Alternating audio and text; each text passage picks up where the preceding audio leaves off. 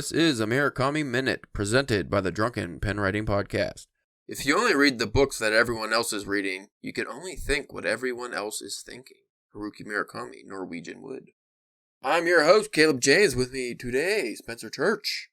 I think that quote perfectly encapsulates Haruki Murakami's storytelling. Because I will say this, even the stories I don't like, they always make you think a different way. And the stories are always told in a way that just seems, just seems like something you haven't read before. Today, we're covering 3 stories. 3. Because one of them is actually pretty short. Both of them are kind of short. Yeah. Or two of them are kind of short. Right. We are going to be covering The Kangaroo Communique, On Scene, The 100% Perfect Girl, One Beautiful April Morning. Yes, that is one title. And that's only like 5 pages. I feel like the title's almost bigger than the story. Right. And then the final story that we'll be covering today is Sleep, which that is the longer one. So going first to The Kangaroo Communique. I don't remember what this is a weird story. The first 2 of this episode, both of them are kind of like creepy. Yeah, they're definitely creepy. This one more so creepy. Maybe we'll get to it here. So this story, it's written in the form of a transcribed audio cassette tape. So it's an audio recording, and that's how it's supposed to be written, but it still doesn't come across like what I would imagine a transcription would be. Yeah. But it's essentially a guy. He works for I don't know if they even say where he works, but he's a customer service kind of person. Let's just say a retail clothing store or something. Well, it sells records apparently. So whatever store that sells records makes sense. 1980s, I'd imagine. He works in the customer service / complaint department. An anonymous woman, he doesn't know her, filed a complaint because she bought a record. I guess a week went by and she realized it was the wrong record, tried to return it. She never received, they wouldn't let her. So she sent a pretty nondescript complaint letter, and he goes into great detail about this complaint letter. This guy, because you're supposed to write her a letter back, I guess, explaining something, and he does not. he says he tried multiple times, but he couldn't get it right because her letter, which didn't have much detail, he said it wasn't even really a complaint.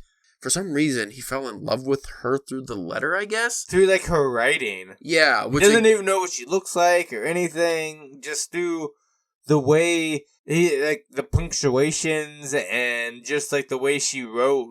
He just fucking drove him crazy. He read it many, many times over, and I forget, did he say he touched himself to that letter? I feel like he did. I don't know if he said it, but he definitely did. But he definitely did, yeah. And there was nothing to give away that this guy was a creep, other than, obviously, the way he's talking to this woman. But just, you don't know anything about it. Just an unknown narrator just works for this company. And he expresses multiple times that he knows sending her this cassette tape, because he feel like he had to... Well, the only way he could talk to her and get his feelings out about the letter and everything is to send her an audio recording. Well, he records it, at her doorstep. Is it at her doorstep? He's sitting there at the house, and he's sitting there, and that's where he's recording, because he even talks about knocking on the door. Right, yeah. So, he's just sitting at her house recording this. Even creepier. Yeah, and it's just gonna leave it there, I guess. And he doesn't even care. Not only does he not care if she replies, he kind of doesn't want her to reply, because he doesn't... Because even at this point, he knows. He knows it's fucked up. Yeah. And he just rambles about all this weird nonsense and goes topic to topic. I don't remember if we covered in the last episode, but we definitely will cover now. That is a common character that appears in Murakami's work, as we saw the girl in the wind-up bird story. Some person that just goes on and on about random shit while somebody else either is there and is not listening or not really paying attention, or this person is just rambling into the ether. They're just fucking nonsense into oblivion. Which, for you, but for me, that's almost my daily... People talking at you? He's just talking at me, just not... That or I'll just catch him just rambling. They're not hiring nobody. Honestly, I didn't really care for this story, which is probably why I didn't remember that detail about the knockings. I just wasn't invested in it, because I like his weird stories, but this one just felt like you said, creepy and weird, because he does get into all the sexual stuff, but he doesn't want to have sex with her, but he knows, they would have sex. Yeah. I don't know. It just was fucking weird. And you don't ever know, if she ever even gets the... listens to the cassette or not. Yeah. Which somehow also just makes it even more creepier that there's this thing out there that, that you might not even know about. And this is going to come up in the next story too, I believe, but I think this is one of those cultural things. Yeah. Where in Japan, like a person going out of their way to do something like this would be so out of the norm that it would be worth writing a story about. Like it would be so weird and bizarre. Whereas over here, it would still be bizarre if somebody, sent you you go to Walmart because they fucked up an order and instead you get this weird audio thing. Yeah. Like you might call the cops, he would want to, and he even said like he knew he might get fired for this, but he couldn't help it. But in actuality, still wouldn't be that out of the park. Like yeah, like you could see that happen in the United States. There's enough people, and it's just like there's enough outlandish people. But in Japanese culture, like you don't bother people. That's one big thing over there is you're not supposed to bother anybody. Must be nice. You ride the bullet train, you're silent. You're not texting, you're not being loud, you're not playing music, you're just silent. You don't even eat in public. Like it's just you don't want to be rude. That's like a big thing over there. So this would just be so out of pocket that like this would probably get the FBI or their version of the FBI involved. Like this guy is clearly off his rocker, which is a thing that does happen in Japan where there's a name for it for old people who just all of a sudden start acting out in public. It's actually kind of hilarious. There's a lot of videos. Alzheimer's? No, they're perfectly, they know what they're doing. Okay. They're just lashing out at society. There's and it was very petty ways. Like there's a video I saw where it's this old man and they keep trying to close the door to the train and he keeps sticking his arm in so they can't, and he's just causing ruckus, just so everybody's late, like just being a jerk. Well, you figure after 60 years of following those strict just being rules, conforming. You're just fuck it. Yeah, so there is and you'll find that the more you read Japanese literature, you'll start popping up more and more where you see characters who almost like they just must have hit their breaking point. Like this guy, I imagine he just hit his breaking point randomly. Like he says his job's fine, he's normal, like he doesn't have any complaints about life or anything. But clearly something's wrong if he feels the compulsion to send some weird thing out like this. I will say, if this wasn't written by a famous person like Haruki Murakami, I don't think this story would get published in most anywhere. Oh, no, probably it's not. It's not a good story. Let's be honest. Did you like the story? It's more of weird, but it's more of an exercise. That's what I've seen with or kind of noticed with only reading his short stories is that it seems like some of them are just well, let's just see. You know what I mean? Well, with Murakami's work, especially his novels, because I'm already starting to get the sense that he's definitely a way better novelist than short story writer, because the way he ends a lot of these stories isn't really an ending. A lot of these stories aren't even actually stories. Like this one. This isn't a story. There's no narrative at all. It's just this guy sending this creepy audio recording. It's almost kind of like a scene. Yeah, like just a scene. But the way this goes, which kind of follows Murakami's style, which again could also be more of a Japanese style, but definitely a very strict Murakami. Like if somebody read this, they would probably know it was Murakami, because it's more about the feeling you get. It's not about the story, it's about how the story makes you feel. And like you said, maybe this was him kind of experimenting with that. Because if this was written in the 80s, while he was famous at the time, I don't think some of his more seminal work, like the Wind Up Bird Chronicles, came out just yet. So I would imagine he was still finding his voice at times, maybe experimenting with different things. And this was definitely one of those ones that's supposed to make the reader feel a certain way. This one was also, which could be another problem as we talked about in the last episode, this was again Alfred Birnbaum who translated this story. And then I enjoyed the following two stories more, and those were both J. Rubin translations. So also this story, maybe it was supposed to be creepier. Maybe it was supposed to be more of a horror-esque, this is something wrong with this guy, but it doesn't come across that way, at least with this translation. But I would imagine this could easily be a horror story, because the way this guy goes about trying to reach out to this woman he doesn't know is so fucking weird. Yeah, because it's not even he's being other than being in at her house, he's not even really being super aggressive about it. Yeah, it's just that weird. There's nothing menacing about it, but if you listen to the audio recording that this guy sends her, you'd be like, "What the fuck?" You would listen to the whole thing because you can't not listen to it, but you'd be like, "This guy's a stalker or something. Something is wrong with this." Well, because there's even parts where he's just if you are listening to this and if you've made it this far, yeah. And he even mentions, like, I almost thought about not sending this because when I played it back up to this point, I realized how stupid and awful this sounds. But he ends up sending it anyway. You know, it'd be interesting to get to, like, listen to that story in, like, an Audible. Yeah, somebody actually reading it, and that'd be interesting. It'd almost be like the character from You, I would think. Who, me? There's the show You. Just being, like, obsessed with some random woman which is another trend that we're seeing in this collection, because this is the following story as well. How did this story end? Did it just, he sent it out? Is that what I think so, yeah. There wasn't, like, an end to it.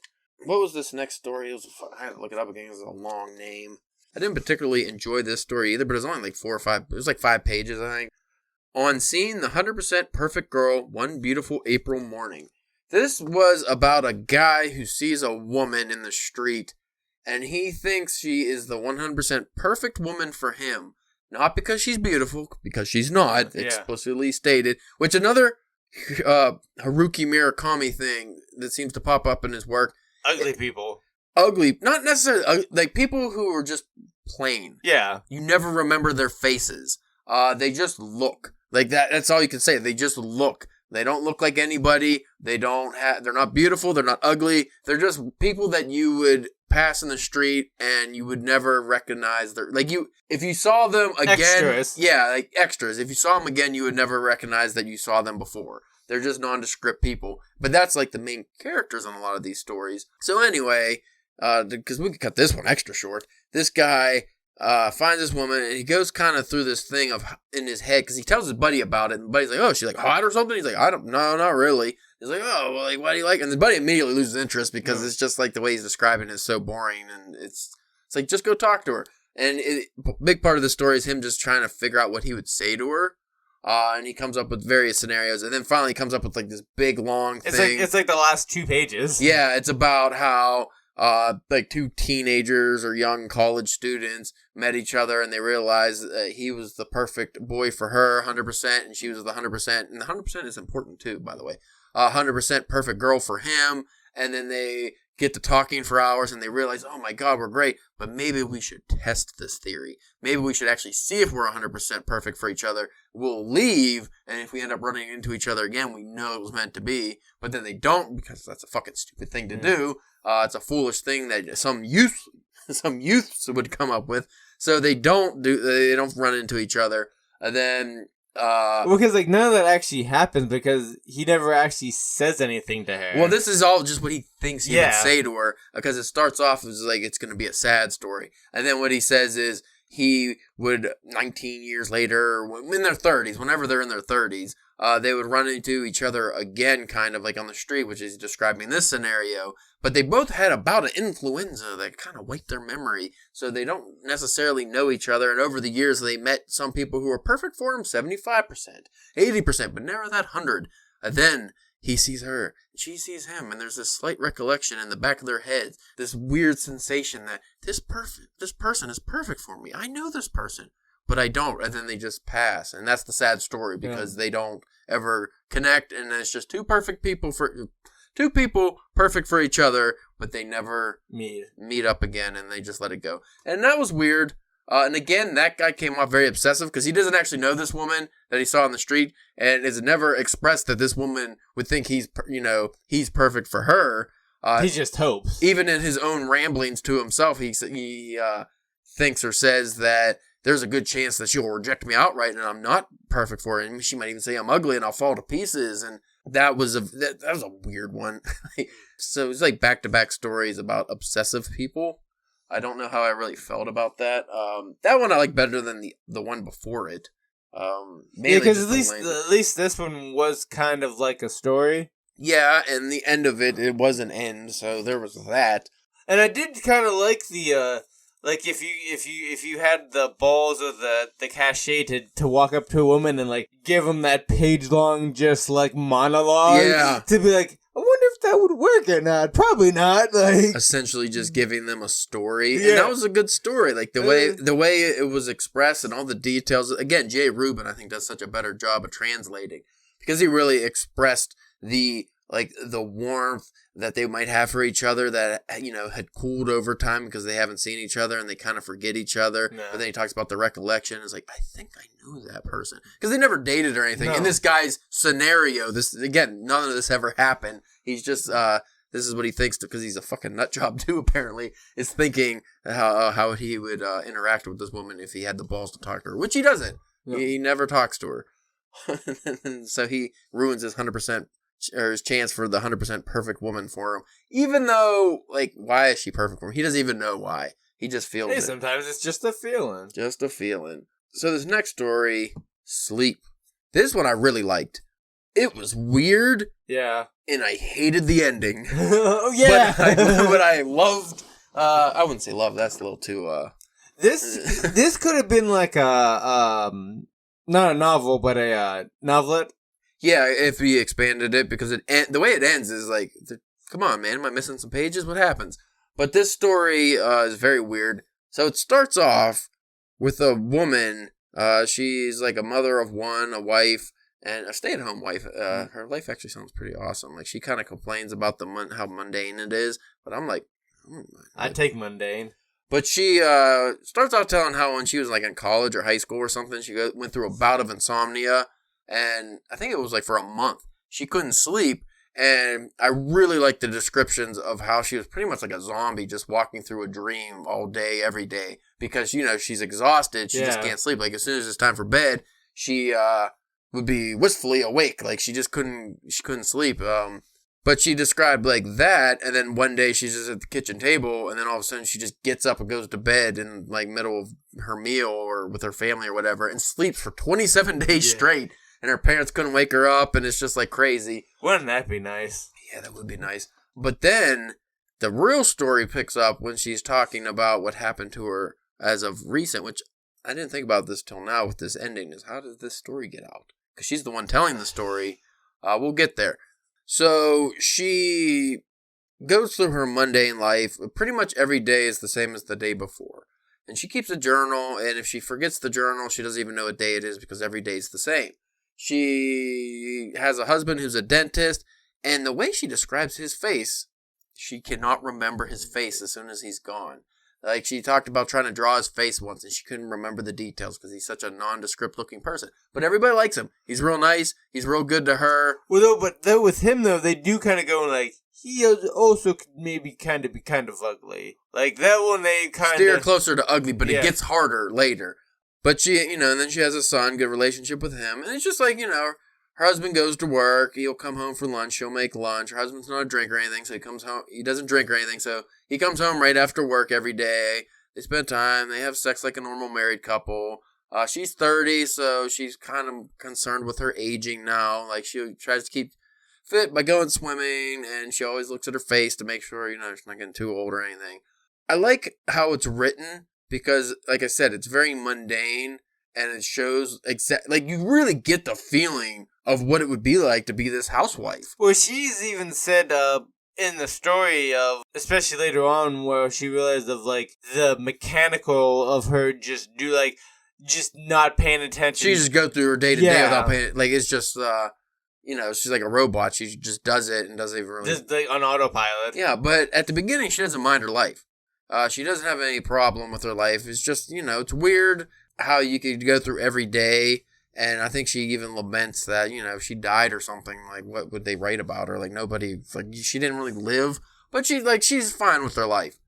But then, one night, she is sleeping. And her husband, I love, is because he's such a hard sleeper. Yeah, just dead. I envy him so much. Like, you could punch him in the face and he's not going to wake up. And her son's the same way. Like, they dead sleepers. As soon as they sleep, they get their 8 hours no matter what. Yeah, right. But this is where the story turns into full-on horror for a moment. Like, I thought this scene was really fucking freaky. Because the way Murakami describes this, too, is, again, you can feel it. Like, you're like, if you're really invested in the story, you're like, holy shit, this is scary. It reminded me almost like some Stephen King type of stuff, where this woman, she's sleeping, and she's having, like, a bad dream. I forget what the actual dream was she was having. Was it the old guy with the... Well, before that, the dream she was having that led up to that. I don't remember. Because, that was deep. I just read that too. But she was having like a bad dream. And then she wakes up. I think she woke up with a start. She's like, what the fuck? Like, I don't like that. And then she notices a shadow at the foot of the bed. She's like, what is that? And then she's like, I can't move. She's pretty much she's describing sleep paralysis. Yeah. When you like are awake, but your body is still asleep. That's what he was describing.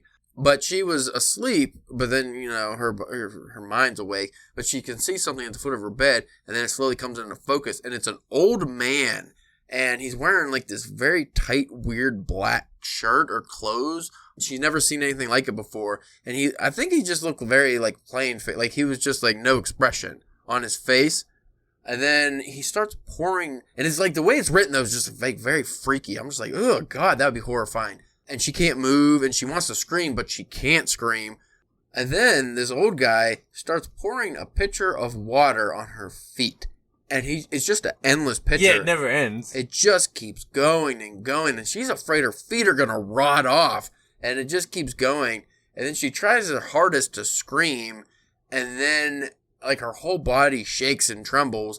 And the scream actually, it won't come out verbally, so it just goes through her whole body. And then she ends up waking up and like just completely soaked with sweat and just not feeling right at all. She's all fucked up. So that was the catalyst for her never sleeping again, apparently. But that really hit home at me. Hit home at me with the pitcher of the water over the feet, because like I don't know about you, but like I hate when just my feet are wet. Like if you like walked through a puddle or something that you didn't see or something like that, and just like only your feet are soaked. Like, oh man, that fucking pisses me off. You step in something with your sock, like an ice cube or something. Yeah, that's the worst. But to speed things along here, she ends up developing a whole new routine because now she can't sleep. Like she just, no matter what, she's full, but not like she was when she had insomnia before. Now she's full of energy. Yeah, she's active. She got more energy than ever. Yeah, so every night she's ending up drinking like bottles of brandy, and she starts reading again because she used to be a very voracious reader. When she was a kid. Yeah, then she just like stopped when she got married. What was she reading? Anna Karenina. But before we get there, when she was a kid, she would always read stuff. But what was there was a moment where she stopped reading because of the candy, the chocolate on the page. No, something with her husband. Was it the scene where she got in a fight with her husband's mom? Was that why she stopped reading? Because she had to stop for a while because the mother was over there for something. But then, a little bit later on in the story, she mentions on how before their child was born, she got into an argument with the mom. Yeah, it was about the name. Yeah, but that didn't stop. That was a separate thing from. I thought that's why it had something to do with her not reading anymore. No. But anyway, she starts reading Anna Karenina. And it slowly builds up again. She starts a new routine. I'm really speeding this up because this actually is pretty drawn out. But what it comes down to is she starts really reflecting on her life, and she's enjoying all this alone time that she's having and realizing, like, how did I live the way I was living, this mundane life? Like, now she's like, because her husband sleeps so hard, she could just take the car and go out for night cruises and stuff. And there is a scene where she goes out to like a harbor or something, and a cop comes up. There's like 2 a.m. or something. Cop knocks on her window. He's like, hey, what are you doing out here? She's like, I couldn't sleep, And he's like, well, you better be careful. A couple got attacked out here just like last week. And they raped the woman, killed the guy. Like, it was like real violent. She's like, oh, okay. I'll go home now. I didn't realize that was some foreshadowing. You right? But then she goes, 17 days she doesn't sleep. And she goes through like her life. She's growing concerned about it, but she feels so good. She said she's like realizes how pretty she is. Her body's like fitter than ever. She's swimming harder than she ever has. So she's feeling. Yeah, she's like before she would swim like for half an hour. Now she's going for like at least an hour because if not, she's gonna have way too much energy. Yeah, and she's playing tennis. She's like she's just feeling great actually. And she knows, like, if she tells anybody about this no sleeping thing, they'll make her go to a doctor. She'll probably end up in a psych ward, and nothing's going to get solved. So she's just going to accept, like, well, I guess the new normal. But she is slightly worried that it's all going to catch up to her. Which, though she was kind of fine with. She's like, I'm fine with paying the tab that I'm building up now later. Yeah, because she gets all this extra free time. And one night when she's driving, she drives past semi-drivers. She's like, oh, it sucks. They got to work night shifts and sleep during the day. Well, I don't have to sleep at all. And like she just mentions how great it is to have all this extra time and stuff. But she also worries, though, because, like you said, she's willing to pay that tab, but like before she slept for 27 days straight when she had that bout of insomnia. So she worried, what was it, 27 days? It was 27 hours, right? Yeah, I think so. 27 days would be ridiculous. Yeah. Yeah, it was you would die. Yeah, 27 hours. Should go back and retcon that. Yeah, it was 27 hours she slept, not 27 days. So that is in the back of her mind that, what if this all and that's what I thought was going to happen. It's like, it was going to all catch up to her or something. But and here's a weird twist. This almost played like a possession story. Like, first she goes to her husband when he's sleeping, and she's like, when's the last time I really looked at his face while he's sleeping? And she reminisces about when they first got married and how she used to do it all the time.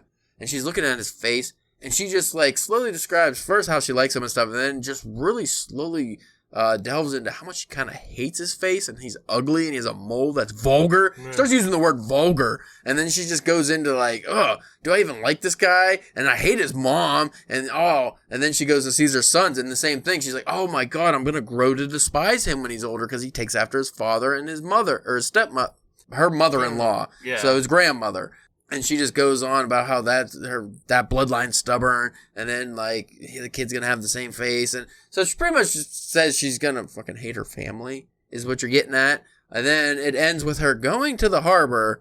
And this is like a far harbor. She drives and drives and drives, and she parks under these bright lights, like a street light or something. And she described earlier, which I thought was really cool bit of foreboding too, is how the car, because she has her own car, her husband has a car, she has like a shitty car she bought, like a Honda Civic or something, she bought off one of her friends or girlfriends for real cheap. And she loves the car, but every once in a while it won't start. Once or twice a month, it just won't fucking start. Such is life. Like, when she's even talking about on the drive there and how the drive. Yeah, like it fired right up, yeah. And it was driving better than it's ever driven. It was like she was riding on ice, she said, like she was just gliding across the streets. It was amazing. And then she gets to this harbor, and she's parked, and she sees like another car down the way. She thinks, it's probably a couple fooling around. She starts thinking some bad thoughts about like when she was young, she was dating like some guy, and he was getting real handsy, and then he was like, just let me put it in for a minute. And she's like, no, I don't want that. And he was like fighting her about it. And then she like loses the thought. She's like, wait, what happened though? What happened with that? And then she starts thinking, and she's like, I've been up so long, it's like the old me is starting to slip away. It's like she's getting farther from her old life, and she's forgetting things. And then it just takes a complete Murakami turn into Weirdville. Like these shadowy figures, I guess men, surround her little car and just start pounding on the windows and just start to try to like flip it. Well, they start shaking it back and forth, so it's just rocking back and forth until... And she has a full-on panic attack. She's trying to start the car. She's like, she's like, what do I do? I'll just start the car and get out of here. And that's the time the foreboding, the foreshadowing. It won't start. This is the 1 or 2 times a month that it just won't start. And she's trying. And then she drops the keys. And then she's freaking out. And I think the last line is, she like hits spoiler alert. She like hits her head off the dashboard. Yeah, she hits her head off the dashboard. I'll never get the key. I fall back against the seat, cover my face with my hands. I'm crying. All I could do is cry. The tears keep pouring out. Locked inside this little box. I can't go anywhere. It's the middle of the night. The men keep rocking the car back and forth. They're going to turn it over. And that's how that ends. Yeah. And you're just like, what the fuck? What happens? What about her sleep? Like, is she going to ever sleep? Who's telling the story? I thought she told the story. Did something happen to her? How'd the story get out? Like, there's so many unanswered questions.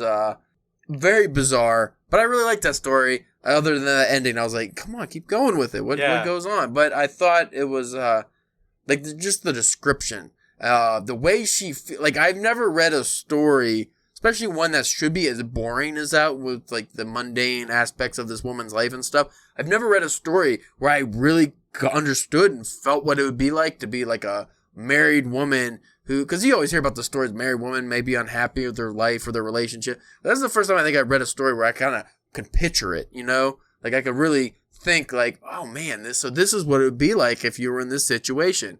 Excellently written story, weird, and I love the premise. Did not like the ending. Not an ending. It's not an ending. It just kind of stops. Which seems to be a trend with all these stories so far, is no ending. So what'd you think of it?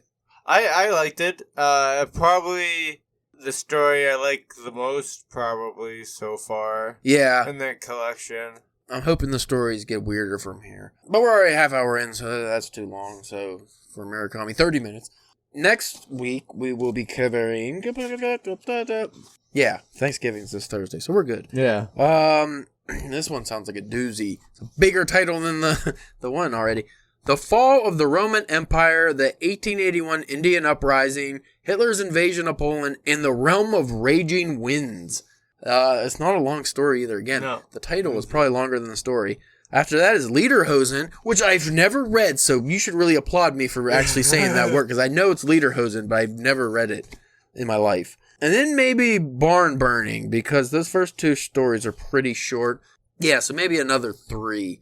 We'll see how those goes. That sounds like that one's going to be really fucking weird.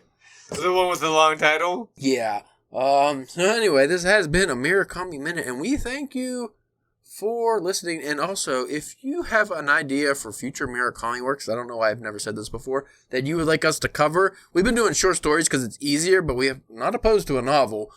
Feel free to message us or let us know. We just have to find one that you haven't read. Yeah, I mean, I can still talk about any of them. I wouldn't mind rereading any of them either.